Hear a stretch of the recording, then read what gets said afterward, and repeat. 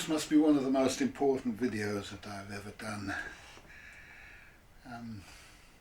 I've been studying for some weeks now the origins of World War One, and what got me going was I found this little book here. It's been sitting on my table, The Modern World Since 1870, and this is really the time in which Germany became very successful economically successful. Its whole civilization, if you like, started to work, and in the same way that the Chinese civilization has become so successful and has started to work really well. Okay. Probably because of a lack of bureaucracy and centralized administration, which is stopping, if you like, the rest of the pieces of the nation from self-organizing.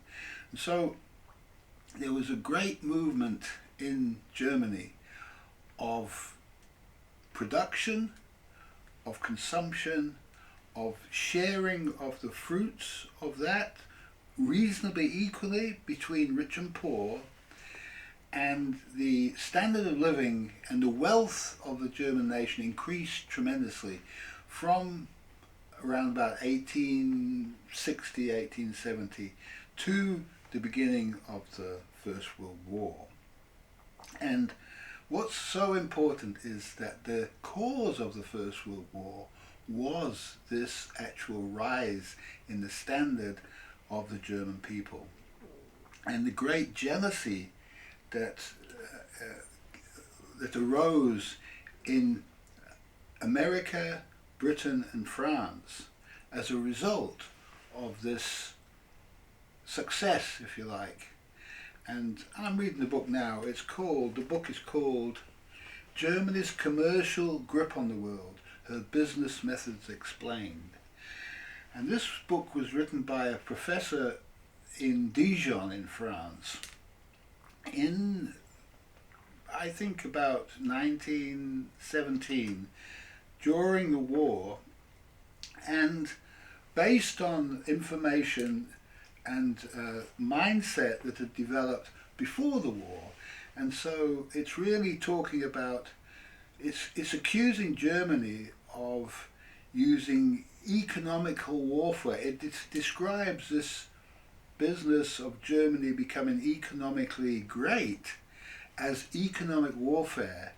And this is how the French and British Americans talked, you see, the dog talked about Germany to say that it was actually waging war economically. And they couldn't really take this idea to the public. It was necessary to paint this picture that Germany was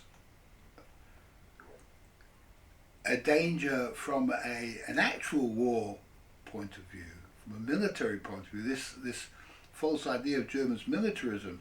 And it wasn't, because Germany was really involved in a peaceful revolution, if you like, the same way that the Chinese are. And because of the threats imposed by Britain, France, America and Russia as well against Germany, and their hatred of these countries for Germany because of Germany's success, which was greater than their own, and so really it was showing up a failure of the political systems of these countries that their own nations were unable to evolve at the same pace that Germany was evolving at. And so they sought to destroy Germany, and World War One is really a fruit of that hatred against Germany. World War One and World War Two, both of them are really one war. And one only needs to read this book to understand that this book is really an indictment of the Western culture, which was anti-German at the time. Okay. And was propagandized to the people. And Germany did not feel that it was responsible for World War One. Did not feel that at all. It felt it was pushed into it. And it was Britain that declared war on Germany. Germany never declared war on Britain or America. Germany had a problem with France and Russia, who were encircling it. Russia, the Ottoman Empire, was failing at the time, and it had been found by France that one could push the Ottoman Empire out and it wouldn't defend itself, it would retreat. And so they had the ideas to push into the Balkans and between the French and the Germans to destroy the integrity of the German economic system. Okay, they thought that by attacking Germany on both sides at the same time that they could deal to this economy which was beating them. Okay, and you can see the same animosities today towards the Chinese, and over a very short period of time of propaganda, because up until recently the Chinese were regarded as a great part of the international order, as far as, yeah, we can get stuff made in China, inexpensive, and get the job done. Okay, only now, because the Chinese are so successful, that they built great cities, they built their car industries, they become greater than the German car industry or the American car industry. Only now is there this jealousy coming and this desire to destroy, Russia and Germany and China. There's a desire to destroy these nations because they are competitive to the Western idea. Okay, and their systems are becoming more successful than the Western systems, as demonstrated by their economies. And what happened to Russia after the economic sanctions was that Russia benefited from the sanctions, and those people sanctioning her, they were the ones that had the difficulties imposed on them. The same happened in World War One. They tried to blockade Germany, and this backfired on them. There were things that they were getting from Germany they probably didn't even know they needed. So we stand at this point in history exactly the same as they stood in World War One. And you can see that there's also the Middle East component too, because that's also a factor. The Arabian Peninsula and those lands over there where there's oil,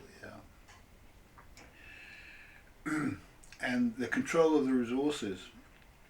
Now, the great mistake is to envy the other. That is the great mistake. And to not wish to cooperate with the other. Now, and to see the other as a threat, because the other is not actually a threat. None of this great complex system that we live in has been organized by man. Man, living outside of God, thinks that everything is organized by man.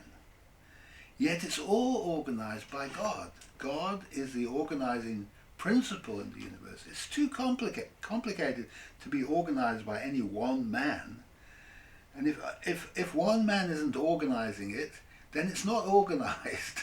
Yeah, it's not organized. It means that all the pieces are moving independently. You have to have one man saying, do this, for it to be organized. Yeah. And so the Chinese are really, really good at distributing everything. They allow companies to form, small companies to form, to produce specific things without stopping them, yeah, without trying to monopolize the situation. And so it's very easy for businesses to start and grow and develop in China. It's a kind of a working together situation. It's not the sort of, it's competitive, yet the prices are set, They get them down to a certain low level and then they stay there, and then people know, okay, that's the price, now we're doing it. And so the Chinese system is successful, and it's producing a lot of what the world says it needs at the moment. It says it needs electric cars. My God. Look, it said it needed solar panels, and the Chinese produce them, right, at the right price. If the Chinese hadn't produced the solar panels, there would have been no solar panel revolution. People would not have paid the price that the Western companies wanted for their solar panels. It just wouldn't have happened. And it's the same with the electric cars. Nobody's going to pay the price of the electric cars that the West wants to make, and by eliminating the competition from China and saying, you will buy our electric cars at our inflated prices. Nobody's going to nobody's going to want these cars. They're going to stick with the old cars, fix them up, make them go another 20 years. And so all the West is doing is just preventing nature, God, nature, whatever you would call it, from solving the problem. If the world will cooperate with the Chinese, which the Germans are trying to do, a lot of the German engineers and business people have moved to China because they understand that that's the only way they're ever going to be able to do their job and not have to continually put a different hat on to deal with the organisationalists who are trying to destroy the industry with all their organisation. All the Ursula von der Leyen, people like that, causing all problems for the industrialists who have big enough problems on their hands as it is without having to concern themselves with the wider issues of life. And so it's really a matter of non-cooperation which is the problem. We fear that if everything is made in China, that's going to be the end of everything. But it isn't, because by stopping the Chinese, by trying to stop the Chinese, we don't benefit our own peoples. We don't benefit them at all. We're not better off because we don't have Chinese products to purchase. The poor people in Britain can't purchase anything else.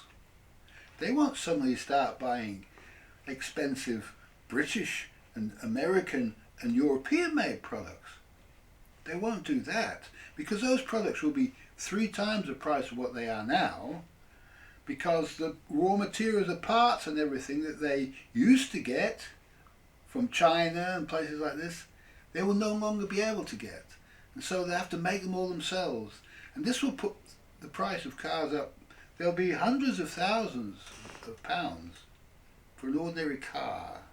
Will be the fruit of this journey of protectionism, okay? And the only way forward for these countries will be the weapons industry, to make war, to use these weapons and therefore build more weapons, get all the poor people making weapons, get them all fighting in the war, and this will save their countries. This will destroy China and Russia, their industries, and will allow the world to rebuild itself on the ashes of some dump, some terrible place that it made as a result of war. Now that's what happened in World War I and World War II.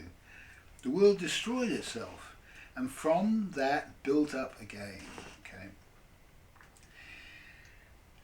a terrible, terrible, terrible journey.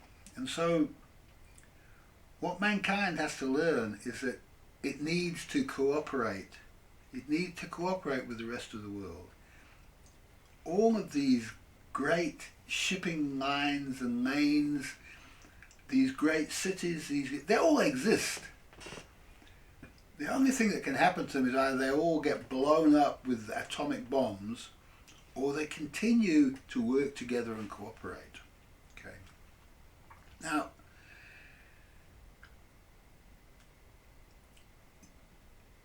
China has enough of its own problems. Nobody's trying to take over the world. Nobody. Even the West probably doesn't want to take over China, doesn't want to run China. It just wants to destroy China for fear that China is going to run it into the ground. That's all it is. It's just fear of what is not an enemy. What is not an enemy. You make an enemy. Only you can make an enemy. The enemy doesn't care about you. You made the enemy in your own mind, yeah?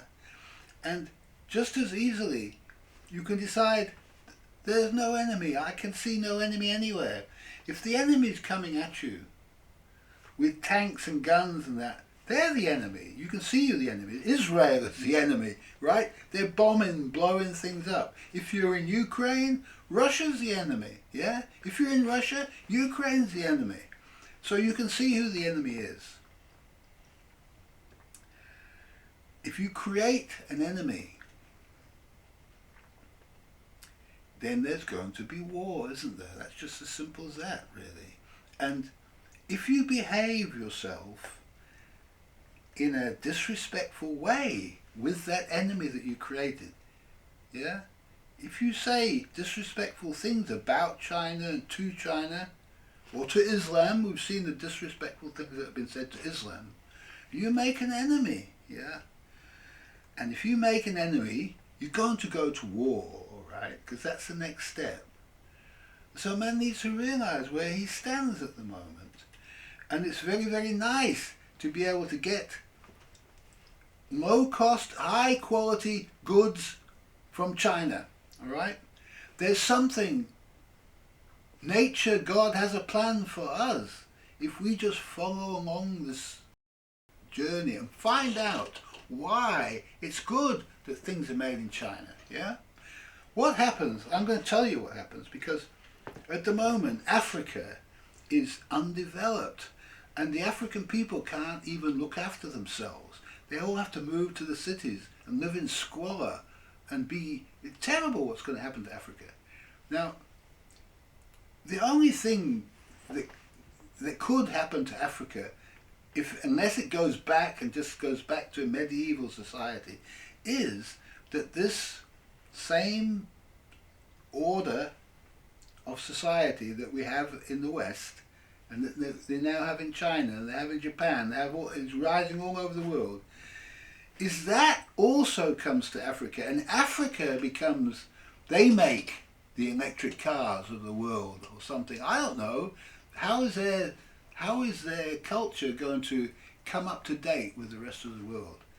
We don't know. We have to wait and watch to find out. Okay. And what we do when it's all over, already we're developing the systems in the West about what we're going to do when we don't have any work to do. Okay. When there's enough food for everybody, enough cars for everybody, and we don't need any more of this stuff. What are we going to do then? Yeah?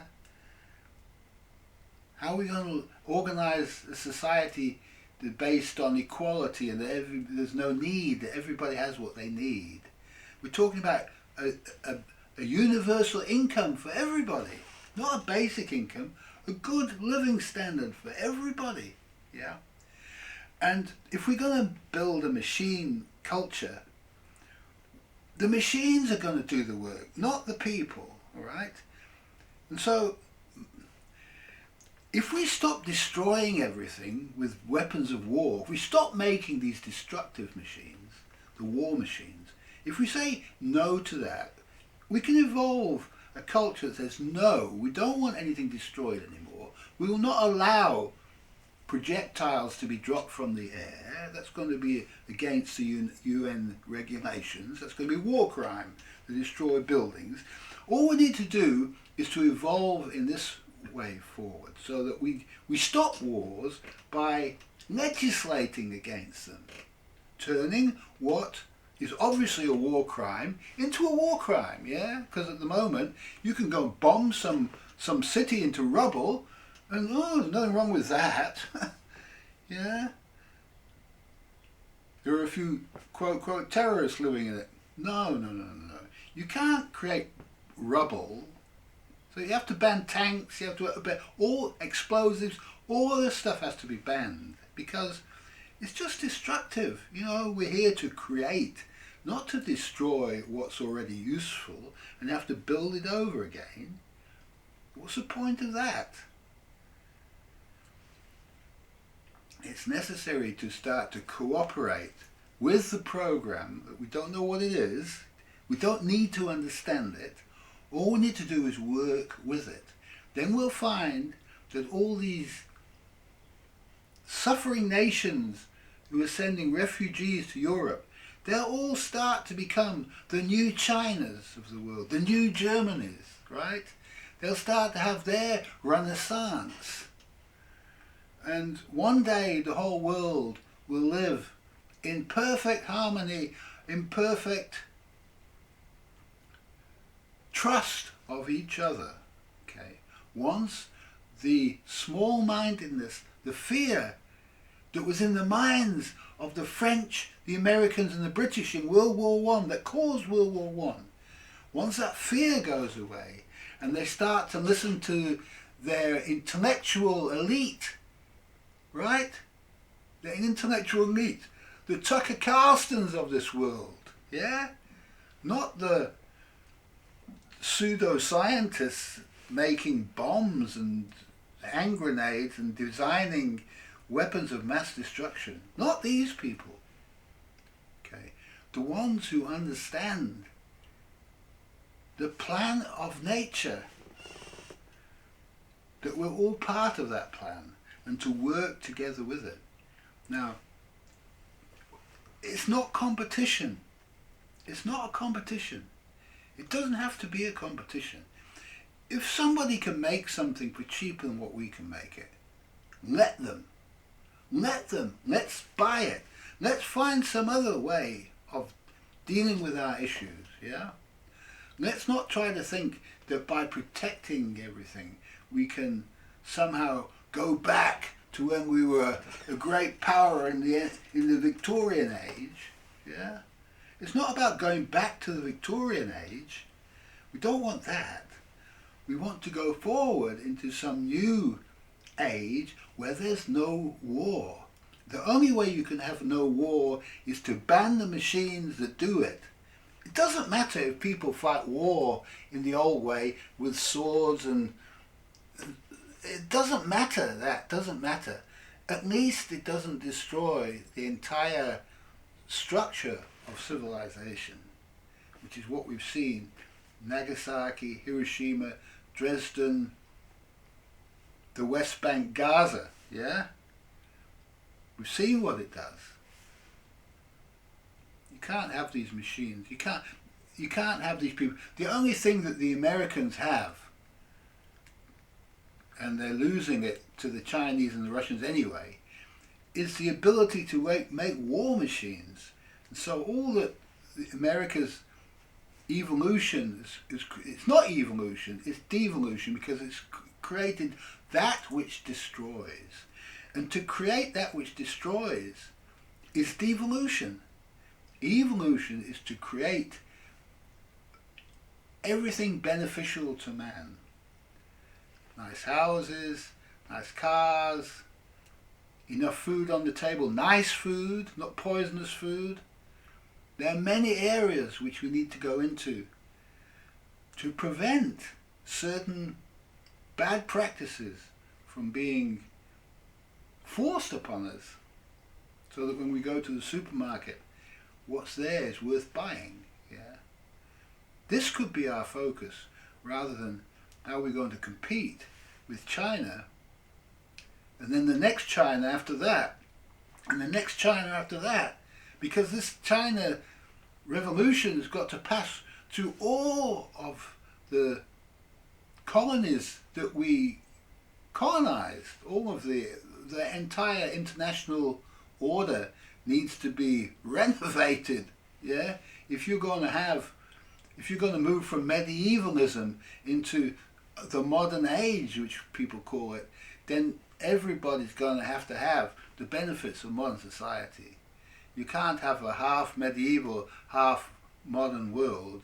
you're just going to have crime and corruption, which is what we have in Africa right now. The only way you can get Africa working to improve itself on its own improvement is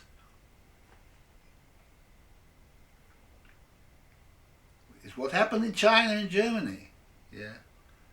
An economic revolution has to happen in all of these countries, and whilst it's happening in those countries, that's a place that's going to be producing for the world.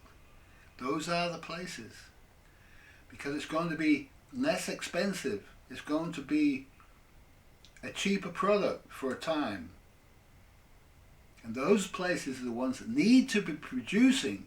The rest of the world doesn't need to be producing, otherwise you've got overproduction. It's necessary the rest of the world comes back, steps back and says, okay, we've produced. Now we've got to work on our spiritual aspect.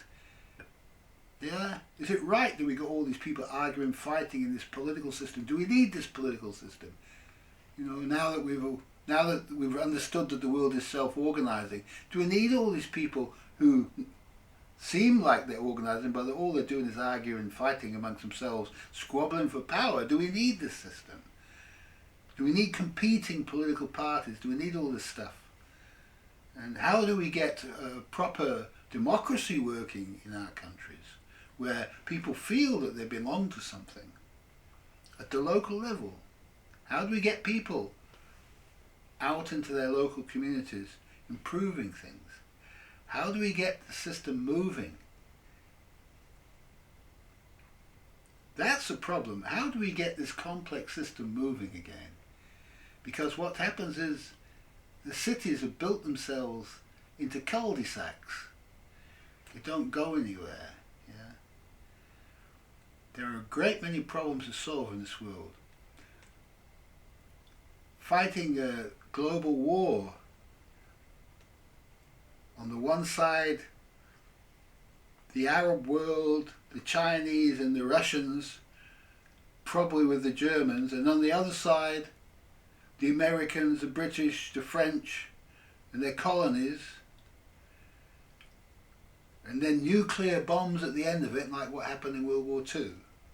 So it naturally ends in nuclear holocaust, which we've seen the pattern for it. That's the only way they could stop World War II. It's going to happen again, yeah? Or man learns his lesson, stops competing, starts to cooperate with the Chinese, cooperate with the Russians, cooperate with the Arabian peoples, cooperate with Islam. Once you start cooperating, all of these problems will go away. All of them. That's enough. Thanks for watching.